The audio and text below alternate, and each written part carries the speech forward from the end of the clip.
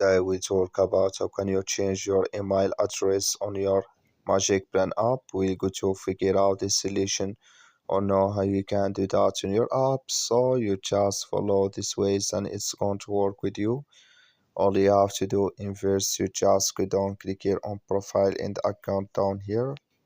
Then it's going to take you to your profile. It's going to show for you like this. Then you click here on profile and account here. So then you come to next step. It's going to show for you like this. Then you click here on change email. So then here add your email and you confirm your email. Then add your password and you click here on update email. Then here automatically it's going to change with you on your Magicplan app.